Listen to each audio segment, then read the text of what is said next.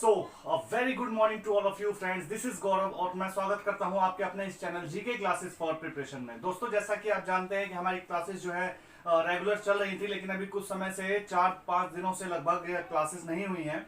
उसका कारण ये है कि लास्ट 5 डेज में जैसा आप लोग जानते हैं कि दिल्ली में जो है किस तरीके से बाढ़ का जो प्रकोप देखने को मिला, किस तरीके से पानी जो है शहरों में घुस गया और इसकी वजह से 4 दिन तक लगभग लाइट नहीं थी, बिजली नहीं थी, पानी नहीं था।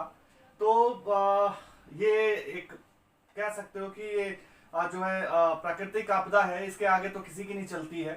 ठीक है, तो ये परेशानी हम लोग को झेलनी पड़ी, जिसकी वजह से 4-5 दिन जो है क्लासेस नहीं हो पाई हैं। अभी हम लोग रेगुलर क्लासेस लेने की कोशिश करेंगे और कोशिश करेंगे कि जो क्लासेस जो बच गई हैं, जो भी जो हमारे चैप्टर, जैसे अभी हम हिस्ट्री अभी कवर करा रहे थे, पहला चैप्टर ही हिस्ट्री का हुआ था। आज दूसरा चैप्टर लेकर आए हैं जो 7वीं सदी से लेकर 12वीं जो 7वीं सदी से लेकर 1750 तक की जो समय रहा है, मेडिवल जो टाइम रहा है हिस्ट्री का, उसके बारे में हम लोग बातचीत कर रहे थे।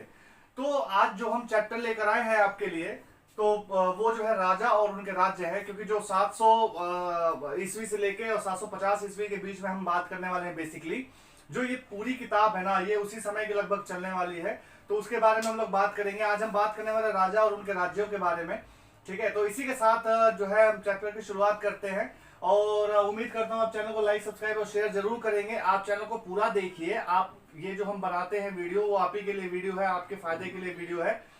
और जो ये जो चीजें है ना, देखिए मैं भी तैयारी ही करता हूँ, मैं भी पढ़ाई ही कर रहा हूँ, लेकिन मैं थोड़ा सा अपर लेवल की जो है तैयारी कर रहा हूँ, तो उसके लिए जैसा जो भी होगा मैं आप लोगों के साथ जरूर शेयर करूंगा। ठीक है, आप आगे जो भी सिचुएशन होगी, तो उम्मीद करता हूँ कि आप लोग चैनल को पूरा देखेंगे और जो भी चीजें मैं लाता हूँ, कोशिश करता हूँ। देखिए, चाहे आप आईएएस की तैयारी करें या पीसीएस की तैयारी करें या किसी भी एग्जाम की आप तैयारी करें, ठीक है, वहां पे एक सिलेबस होता है, ठीक है, वहां बेस होता है। ठीक है, जब तक आप बेसिक चीजों को नहीं समझेंगे ना, तो जो भी आपके लिए जो दूसरी बुक्स होंगी ना, वो बुक्स काम नहीं आएंगी। इसलिए नहीं आएंगी क्योंकि बेसिक चीजों को समझना बहुत जरूरी होता है। हम क्या करते हैं, हमारी गलतियां क्या होती है, मैं बताता हूं आपको आज।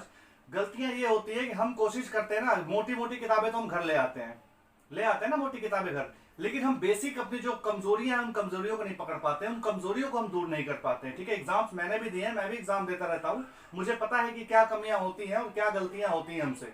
बार बार वो गलतियां हम दोहराते हैं और उनके पीछे हमको लगता है ना कि जैसे हिस्ट्री है, हिस्ट्री जो एक क्लास है, हिस्ट्री की क्लास जो है, हम कहेंगे कि बोरिंग क्लास होती है, बोरिंग सब्जेक्ट होता है, लेकिन हिस्ट्री से भी क्वेश्चन पूछे जाते हैं। ठीक है, और बहुत क्वेश्चन, आपको पता है कि कोई भी एग्जाम होता है तो एग्जाम में किस तरीके से चीजें जो है वो पूछी जाती हैं। ठीक है, तो वो कॉम्बिनेशन होता है, ज्योग्राफी का, हिस्ट्री का, पॉलिटी का, इस तरीके से हर एक कॉम्बिनेशन होता है। ठीक है, तो मैं चाहूंगा कि जो आप क्लास को पूरा देखें, पूरा जो है समझने की इसको कोशिश करें, क्योंकि जाहिर सी बात है कि जब तक हम लोग वो चीजों को समझेंगे नहीं, तो हमारा बेस क्लियर नहीं होगा और आगे की चीजें हमको समझ में नहीं आएंगी। ठीक है, तो अभी हम मेडिवल दिल्ली, जो मेडिवल इंडिया है, मेडिवल इंडिया की बात करने वाले हैं कि इस उपमहाद्वीप में उस समय 700 से लेकर 750 के समय में क्या चीजें चल रही थी, दक्षिण भारत में क्या चीजें चल रही थी, उत्तर भारत में क्या चीजें चल रही थी, पूर्वोत्तर भारत में क्या चीजें चल रही थी। ठीक है, तो ये सब चीजें समझने की हम कोशिश करते हैं। ठीक है, तो इसी के साथ चलिए हम शुरुआत करते हैं इस चैप्टर की। तो 7वीं जो शताब्दी है के बाद कई राजाओं का उदय हुआ। ठीक है, राजाओं का उदय तो हुआ, ठीक है, लेकिन ये राजा होते कौन थे और कैसे ये राजा बनते थे। ठीक है, तो 7वीं से लेकर 12वीं शताब्दी के बीच जो शासन करने वाले जो प्रमुख जो राजवंश थे, उन राजवंशों में हम जैसे उत्तर भारत की मैंने बात की, तो उत्तर भारत में चाहमार था, गुर्जर प्रतिहार वंश था, इसके अलावा चंदेल था। ठीक है, परमार थे। उसके अलावा मध्य भारत में या दक्कन भारत की अगर हम बात करें, तो वहां पे राष्ट्रकूट होते थे। ठीक है, पूर्वोत्तर में जैसे जो बंगाल, जो हम जिसको कहते हैं ना आज की डेट में, तो पूर्व में जो बंगाल है, वहां पे पाल वंश हुआ करता था। दक्षिण भारत में चोल थे। ठीक है, इसके अलावा जो चेर थे, पांड्य थे। ठीक है, दक्षिण भारत में।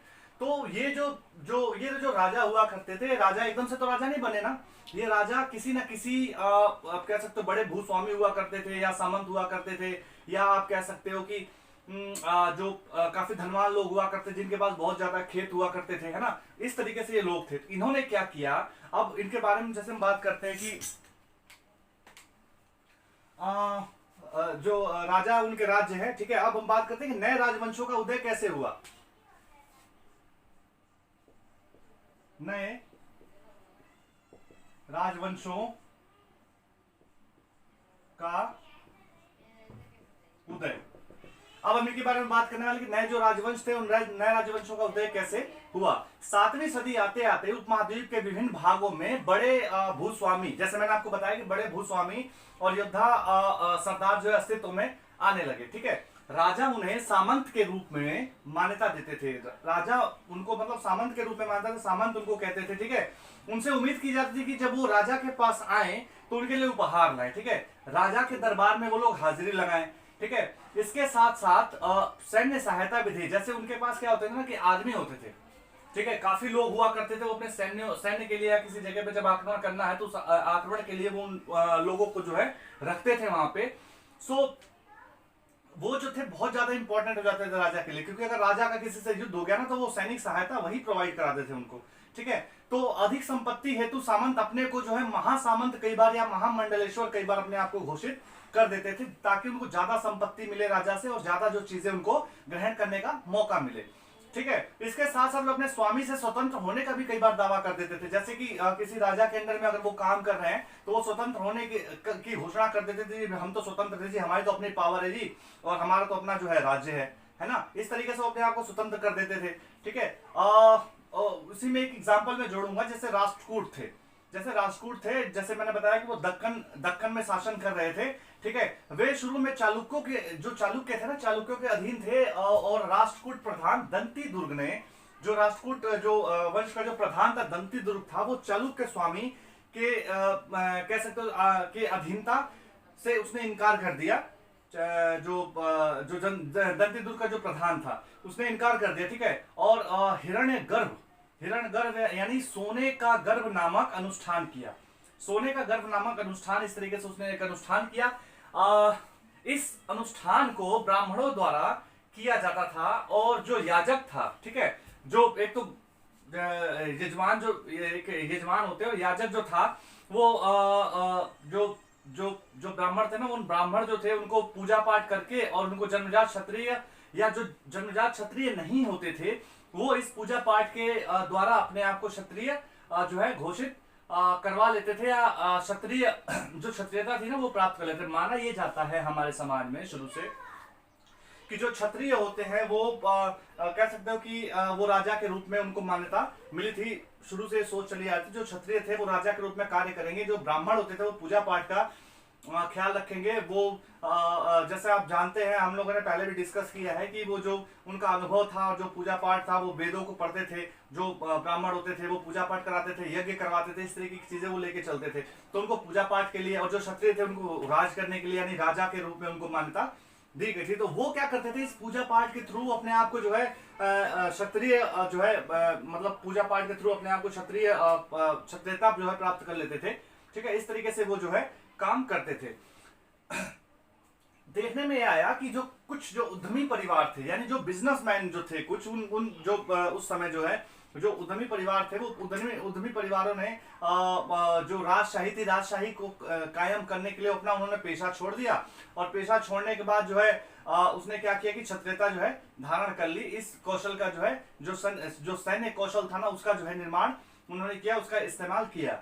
इसमें जो नाम आता है वो कदम मयूर शर्मण का और गुर्जर प्रतिहार जो है हरिश्चंद्र का जो नाम आता है। ये लोग ब्राह्मण थे। ठीक है, इन्होंने पूजा पाठ करवा के अपने आप को क्षत्रिय घोषित करवा लिया। उन्होंने अपने पेशे छोड़ दिए और शस्त्र को अपना लिया। ठीक है, इनके जो राज्य थे क्रमशः जो मयूर शर्मण था उसका कर्नाटक राज्य था, और जो राजस्थान जो कह सकते हो जो प्रतिहार जो गुर्जर प्रतिहार थे उनका जो इलाका जो था, वो जो राज्य था उनका वो राजस्थान था। ठीक है, वहां के ये लोग स्वामी या राजा यहाँ इन्होंने जो राज्य अपना राज्य जो है अपना स्थापित किया। इसके साथ साथ हम बात करेंगे कि राज्यों में प्रशासन किस तरीके से होता था। ठीक है, आप इस चैप्टर को राज्यों में प्रशासन, अगर आप इस चैप्टर को ध्यान से देखेंगे तो आपको बहुत सारी चीजें सीखने को मिलेंगी। ठीक है, काफी चीजें हैं जो हम जिन चीजों से अनभिज्ञ हैं उन चीजों के बारे में हम लोग we don't have knowledge about that, but if you will see this class, see this watch this video, then you will you will get most things which is very valuable at the you can say exam के point of view से this is most important, ठीक है. So I hope you will watch the full video and you will understand the whole chapter. So this is important for you and you will get you know most of the things new which is not heard you before. So ये बहुत ही ज्यादा important है और मैं उम्मीद करता हूं कि आपको ये चैप्टर जो है अच्छा लगेगा. नई नई चीजें हमें जानने को मिलती है एग्जाम के पॉइंट ऑफ व्यू से. जो भी चीजें हैं वो बहुत ज्यादा इंपॉर्टेंट है. So this is the thing.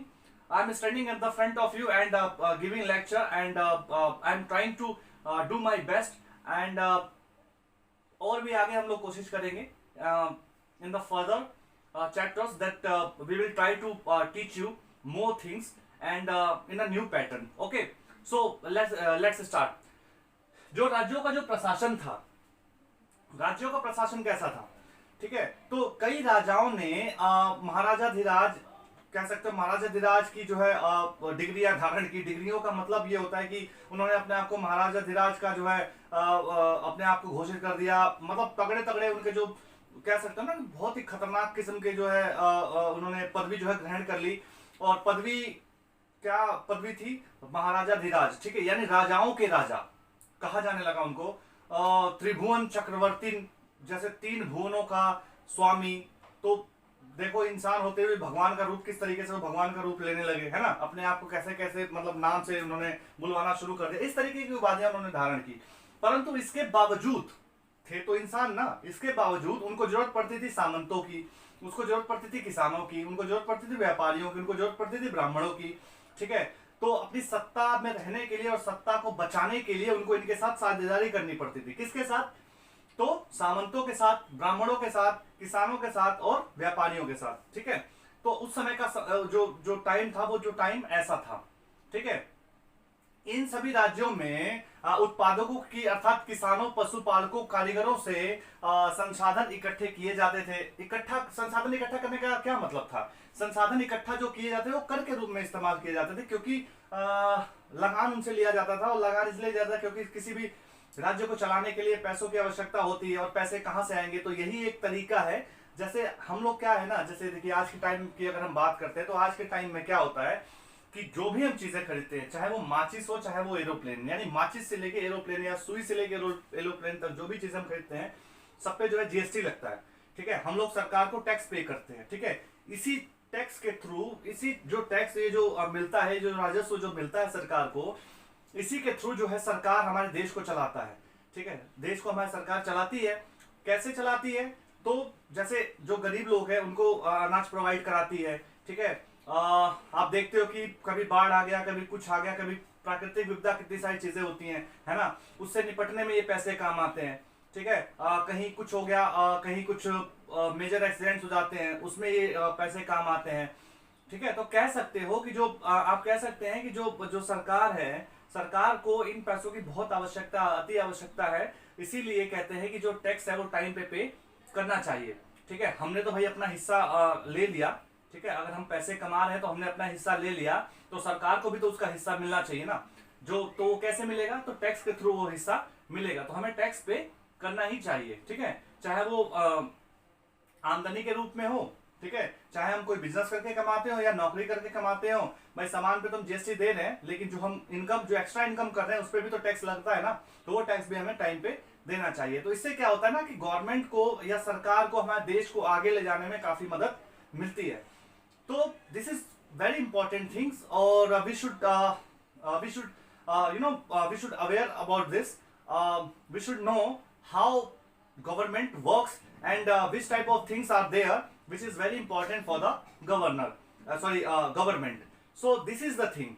Okay, so चलिए हम बात करते हैं. तो किसी भी राज्य को चलाने के लिए लगान की आवश्यकता होती है. और लगान कहाँ से आएगा? तो इन्हीं लोगों से लगान आता है जो लोग उस राज्य में रहते हैं, ठीक है. तो इन जो लगान थे, लगानों को जो है कैसे प्राप्त किया जाता था? तो लगानों को प्राप्त करने के लिए कुछ खास अधिकारियों को लगाया जाता था, ठीक है. इनके साथ साथ जो प्राप्त करने वाले जो होते थे, कौन प्राप्त करता था? जो अपने आप को भूस्वामी होने का दावा करते थे, वो लोग इस राजस्व को प्राप्त करते थे। इसके साथ साथ राजस्व जो थे वो व्यापारी भी देते थे। जैसे मैंने बताया कि अगर कोई व्यापार करता है तो व्यापारी भी उसको राजस्व या कर को जो है चुकाता है। ठीक है, इसके साथ साथ हम बात करते हैं, ये संसाधन राजा की व्यवस्था का वित्तीय आधार बनते थे। जैसे मैंने अभी आपको बताया कि किसी भी राज्य को चलाने के लिए इस तरीके से जो लगान है वो वसूल किया जाता है, और कह सकते हो आप जो टैक्स है वो दिया जाता है। तो और मंदिरों का निर्माण करना है, दुर्गों का निर्माण करना है, युद्धों का निर्माण करना है, या जो बड़े बड़े युद्ध होते हैं उन जैसे उन युद्धों को जो है लड़ना है, उसके लिए पैसे की आवश्यकता पड़ेगी, हथियार बनाने की आवश्यकता पड़ेगी, घोड़े हाथी रखने की आवश्यकता पड़ेगी। ठीक है, कई बार जो लगान होता था वो लूट की शक्ल में भी इनको, जो राजा होते थे उन राजाओं को लूट की शक्ल में भी जो है धन इनको काफी मिलता था। ठीक है, व्यापारिक मार्गों का प्रयोग जो था उस समय उसकी भी संभावना काफी बनती थी।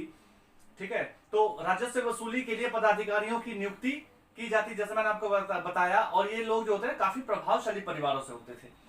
ठीक है, तो खास बात क्या होती थी कि ये वंशानुगत चलता था। मान लीजिए किसी पदवी पर कोई मंत्री बैठा है या कोई बड़ा जो है सेनापति बैठा है, तो वो वंशानुगत होती थी, वंशानुगत चलती, यानी उसके मरने के बाद उसका पुत्र उस पदवी पे बैठेगा। इस तरीके की चीजें होती थी। सेना में भी यही होता था, जैसे कोई सेनापति हो गया, कोई सैनिक हो गया, कोई मतलब इस तरीके की काफी चीजें थी, तो उसकी जगह वो जो है उसका पुत्र बैठता था वहां पे। अब हम बात करते हैं प्रशस्तियां और भूमि अनुदानों के बारे में। ठीक है, कई जगहों में देखने को मिला प्रशस्तियां और भूमि अनुदान। ठीक है, प्रशस्तियां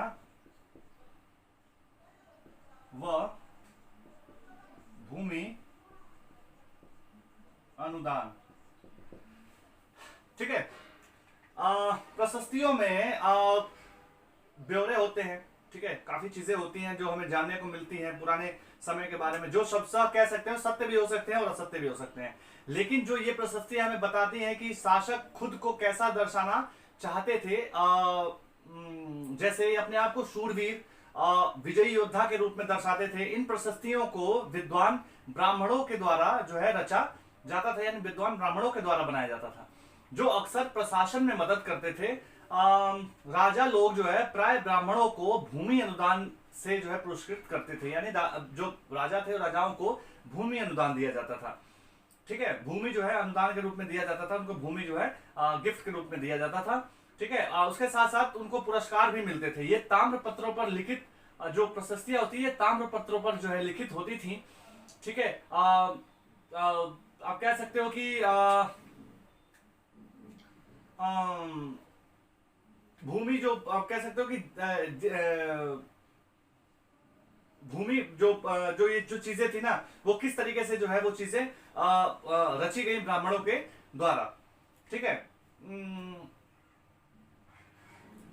जो जिनको जैसे ब्राह्मण आप कह सकते हैं, जो ब्राह्मण जो होते थे उस टाइम, जो इन प्रशस्तियों को जो लिखते थे उनको तरह तरह के गिफ्ट भी मिलते थे, और वो राजा के सम्मान में वो काफी चीजें जो है वो लोग जो है इस तरीके से इन प्रशस्तियों पर लिखते थे।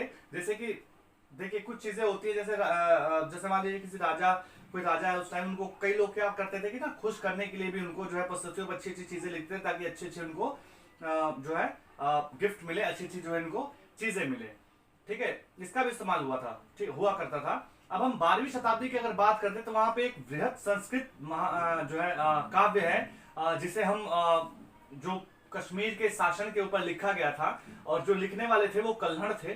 ठीक है, और इसे जो है शिलालेखों में, दस्तावेजों में और प्रत्यक्षदर्शियों के वर्णों और पहले के इतिहासों समेत अनेक तरह के स्रोतों का इस्तेमाल किया गया।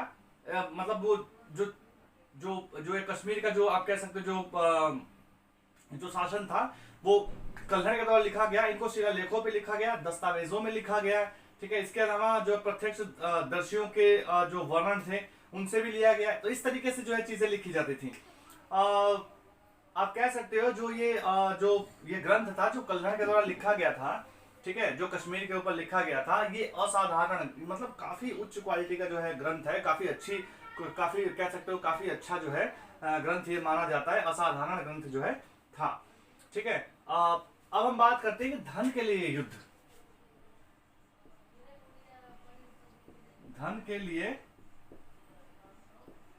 अच्छा, युद्ध होने के कारण क्या होते हैं? युद्ध होने के कारण देखिए दो तीन तो मुख्यतः कारण होते हैं। एक तो आप धन के लिए कर सकते हो, ठीक है, कभी किसी की संपत्ति हड़पते हो तब उसके लिए युद्ध हो सकता है ना।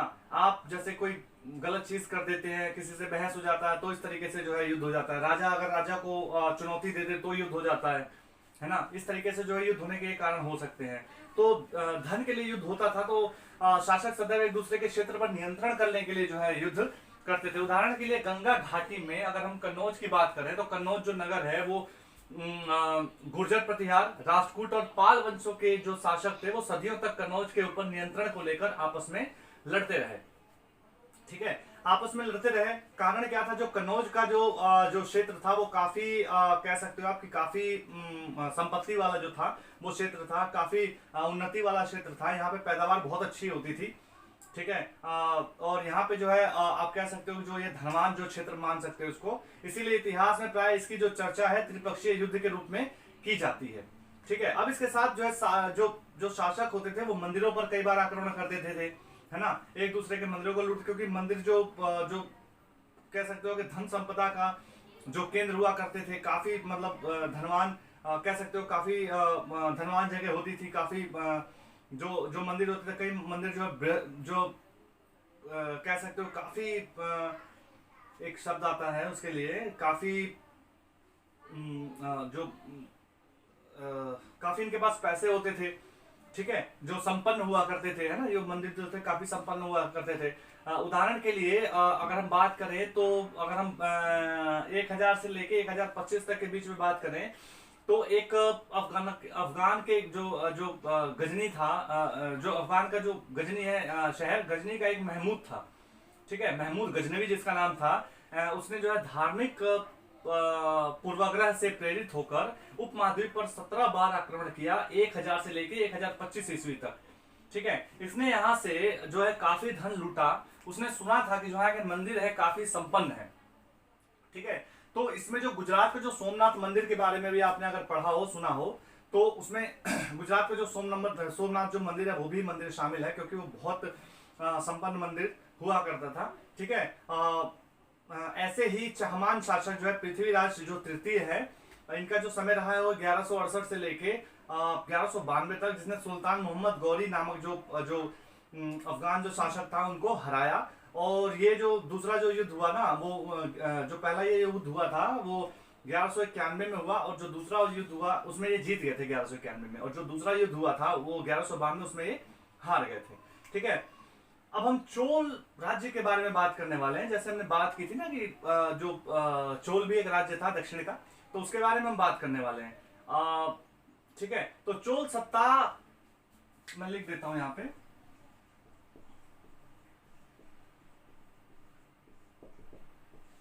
चोल राज्य, ठीक है। चोल सत्ता में जो है कैसे आया, ठीक है। जैसे मैंने बताया कि पहले एकदम से तो राज्य बने नहीं थे ना, अभी ये धीरे धीरे जो है ये राज्य बने थे, ठीक है, एकदम से अस्तित्व में नहीं आए, ठीक है।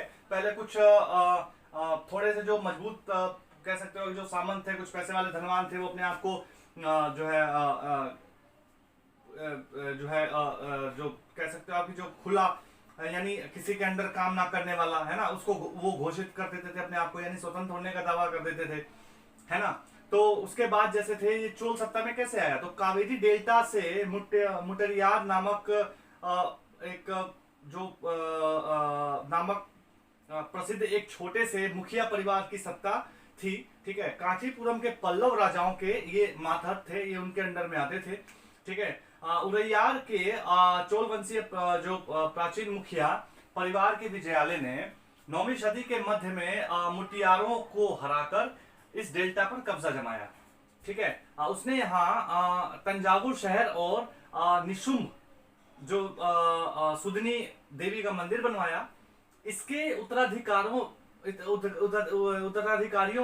ने पड़ोसी राज्यों पर कब्जा किया, उनको जीता, ठीक है। दक्षिण और उत्तर के पांड्य और पल्लव के इलाके इस राज्य का हिस्सा बना लिए गए, उनको जो है उनको भी जो है जीत लिया गया, ठीक है। जो राजराज प्रथम थे, राजराज प्रथम सबसे शक्तिशाली जो है शासक माने जाते हैं इसके, ठीक है। और 985 ईस्वी में जो शासक जो बने उन्होंने ज्यादातर जो है जो है क्षेत्रों पर नियंत्रण किया, ज्यादा से क्षेत्रों पर उन्होंने कब्जा किया था। ठीक है, इसके जो आप देखोगे उसके पुत्र जो जो थे, उसके पुत्र जो राजेंद्र प्रथम थे, उसने जो है गंगा घाटी, श्रीलंका तथा दक्षिण पूर्व एशिया के देशों पर हमला किया। देखिए, दक्षिण पूर्व एशिया तक के देशों पर हमला किया गया। आप कह सकते हो इसके अलावा जो है उन्होंने जो है जल सेना भी बनाई थी उस समय। ठीक है, अब हम भव्य मंदिर और जो है कांस्य मूर्ति कला के बारे में बात करने वाले हैं। ठीक है,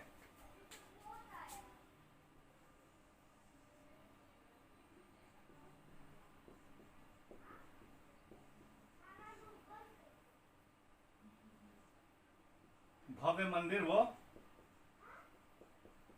कांस्य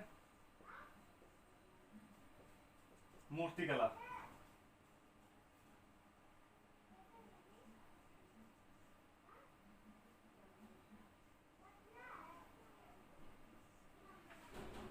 ठीक है, इसके बारे में हम लोग बात करने वाले हैं।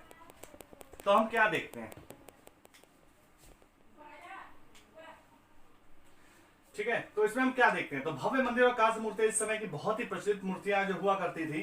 राज और राजेंद्र प्रथम द्वारा बनाए गए तंजावुर और गंगई कोंड चोलपुरम के बड़े मंदिर स्थापत्य कला और मूर्ति कला की दृष्टि से एक चमत्कार है। ठीक है, मंदिरों के पास बस्तियां हुआ करती थी। जाहिर सी बात है कि जहां मंदिर होता है वहां आसपास बस्तियां भी हो जाती हैं, बन जाती हैं। शिल्प उत्पादन केंद्र हुआ करते थे यहाँ पे बस्तियों के आसपास। अन्य लोगों द्वारा दिए गए जो जो भूमि थे, जो अनुदान थे, जो पैसे थे, उसके द्वारा जो ये मंदिर थे वो संपन्न हो गए। ठीक है, मंदिरों के आसपास जो लोग रहते थे उन लोगों में पुरोहित थे, जो है मालाकार थे, बावर्ची रहते थे, मेहतर रहते थे, संगीतकार रहते थे। ठीक है, इनके अलावा जो थे वो नर्तक इत्यादि रहते थे। दूसरे शब्दों में मंदिर केवल पूजा स्थान नहीं था, ये सामाजिक, आर्थिक, सांस्कृतिक और आप कह सकते हो कि इन तीनों के जो है क्षेत्रों से जो है रिलेटेड जो चीजें थी वो चीजें यहाँ देखने को मिलती थी। इस समय का जो कांस्य जो प्रतिमाएं बनाई गई, जैसे मैंने आपको बताया, तो चोल काल की प्रतिमाएं विश्व में बहुत ज्यादा ये प्रसिद्ध हैं। कांस्य की मूर्तियां, स्पेशल जो नर्तक की मूर्ति आप देखते हैं ना, वो बहुत ज्यादा प्रसिद्ध है। अब इसके बाद जो बात करें कृषि और जो सिंचाई के बारे में। ठीक है, उस समय कृषि और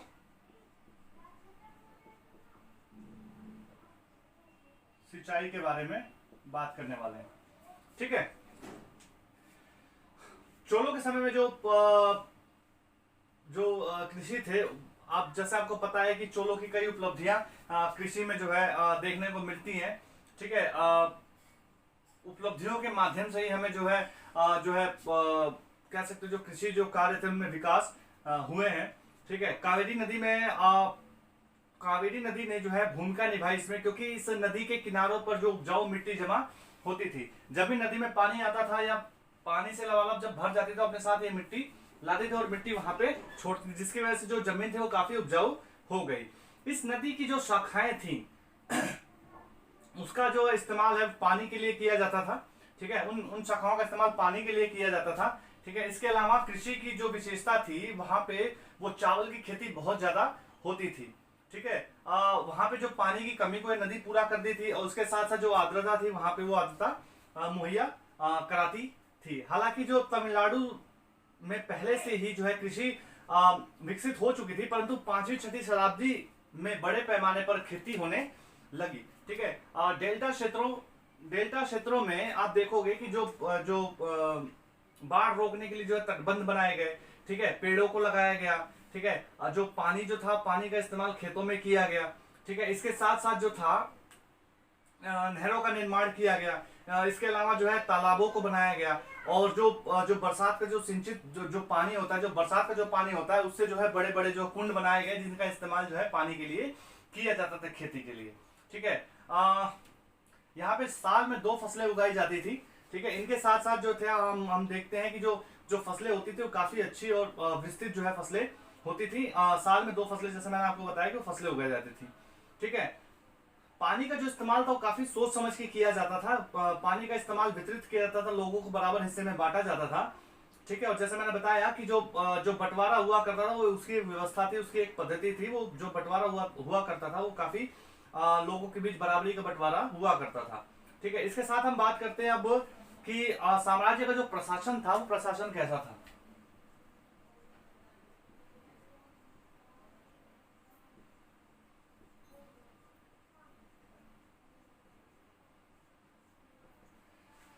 साम्राज्य का प्रशासन तो हमें देखने को मिलता है कि किसानों की जो जो बस्तियां थी, वो बस्तियां क्या थी, उनको क्या कहते थे, उसको तो उर कहलाती थी वो बस्तियां। देखते हैं हम कि जो सिंचित जो क्षेत्र जो यानी जो खेत हुआ करते थे, वो उसके साथ साथ जो है समृद्ध होती गई बस्तियां, क्योंकि जब फसल अच्छी होती है तो हमें उनसे काफी कुछ मिलता है, ठीक है, और फसल अगर खराब हो जाती है तो हमें काफी नुकसान होता है, ठीक है। तो गांवों के जो समूह थे, गांवों के समूह को नाडू कहा करते थे, नाडू कहा जाता था, ठीक है। और जो धनी भूस्वामियों को चोर राजाओं के जो सम्मान के रूप में उनको मुवेंद वेलम यानी 3 राजाओं को अपनी सेनाएं प्रदान करने वाला वेलम या किसान कहा जाता था, ठीक है। तो ये सारी चीजें हमें देखने को मिलती हैं। अच्छा, एक शब्द है अरैयार, अरैयार यानी प्रधान, जैसी उपाधियां जो है इनको दी गई थी जो ये किसान थे, ठीक है। इन्हें केंद्र में महत्वपूर्ण राजकीय पद, जैसे मैंने आपको बताया पहले भी, जो काफी जिनके पास भूमियां होती थी और जो लोग काफी जो समृद्ध किसान हुआ करते थे, जो अपनी सेनाएं रखते थे, अपने पास लोगों को रखते थे, हाथी घोड़े रखते थे, उनको जो है जो वहां का जो शासन था या जो उनको राजा था, उनको काफी चीजें उनसे प्रोवाइड होती थी, काफी चीजें उनको मिलती थी, ठीक है। ब्राह्मणों को समय समय पर भूमि जो अनुदान था वो भूमि अनुदान दिया जाता था, जिनको हम ब्राह्मणोदय कहते हैं, ठीक है। इसके साथ साथ जो कावेरी जो घाटी है, वो जो दक्षिण भारत के उसके हिस्सों में ढेरों ब्राह्मण जो है बस्तियां देखने को मिलती हैं। उस समय काफी बस्तियां अस्तित्व में आई जिनको हम नगरम कहते हैं, ठीक है। नगरम जो बेसिकली है वो व्यापारियों का जो समूह होता था, ठीक है। व्यापारियों आप कह सकते हो व्यापारी जो संघ होते थे ना, संघ भी अक्सर शहरों में प्रशासन का कार्य संपादित करते थे, ठीक है। और तमिलनाडु के चिकमंगलूर जिले के उत्तर में मेरूर से प्राप्त अभिलेखों में इस बात का विस्तार वर्णन से देखने को जो वर्णन है उनका विस्तार से देखने को उसका वर्णन मिलता है, ठीक है। ब्राह्मणों का भी ऐसा ही संगठन जो था वो हुआ करता था, ठीक है। और आप कह सकते हो जो ब्राह्मण हुआ करते थे वो पूजा पाठ में वेदों का जो उनका जो ज्ञान था, यज्ञ करवाते थे, किस तरीके से वो ब्राह्मण का जो रोल था उस समय काफी इंपॉर्टेंट हुआ करता था, ठीक है। तो ये था आज का चैप्टर, राजा और उनके राज्य, और जो उनका जो कह सकते हो जो उनकी जो समय सीमा जो रही है किस तरीके से थी, और इसके बारे में हम आज आगे भी जो है चर्चा करते रहेंगे। अभी हमने जो बात की, जो नए राजवंश किस तरीके से उदय हुए, किस तरीके से वो छोटे से बड़े जो है राजवंश किस तरीके से वो बने, ठीक है। पहले क्या कार्य करते थे, फिर बाद में किस तरीके से उनका राज्य जो है आगे बढ़ा, ठीक है। जो उनका प्रशासन था वो कैसा था, इसके साथ साथ जो प्रशस्तियां थी और जो भूमि अनुदान जो दिए गए थे वो किस बेसिस पे दिए गए थे, प्रशस्तियां क्यों बनाई जाती थी, और जो युद्ध होते थे वो युद्ध क्यों हुआ करते थे, ठीक है। चोल राज्य के बारे में जाना, उसके प्रशासन के बारे में जाना, उसकी बस्तियों के बारे में जाना, ठीक है। तो ये जो सारी चीजें थी वो इंपॉर्टेंट चीजें थी और आप लोगों को ये चीजें जाननी चाहिए, ठीक है, क्योंकि बेसिक चीजें जब हमारी क्लियर होंगी तो हमें आगे की चीजें जो है समझ में आएंगी। तो आज के लिए इतना ही, अब फिर हाजिर होते हैं एक नए चैप्टर के साथ, ठीक है। अब कोशिश करेंगे कि जो क्लासेस होंगी वो रेगुलर होंगी, ठीक है। तो इसी के साथ फिर से आप इस चैनल को लाइक, सब्सक्राइब और शेयर जरूर कर दीजिए, ठीक है। और ज्यादा से ज्यादा लोगों को शेयर कीजिए, और अगर कोई कमेंट है आपका तो आप कमेंट भी हमें दे सकते हैं, ठीक है। तो कुछ चीजें पूछनी हो आप कमेंट के थ्रू हमसे पूछ सकते हैं, ठीक है। मैसेज कर सकते हैं, हम जरूर रिप्लाई करेंगे, ठीक है। तो आज के लिए इतना ही, फिर मिलते हैं नई क्लास के साथ, तब तक के लिए नमस्कार, धन्यवाद।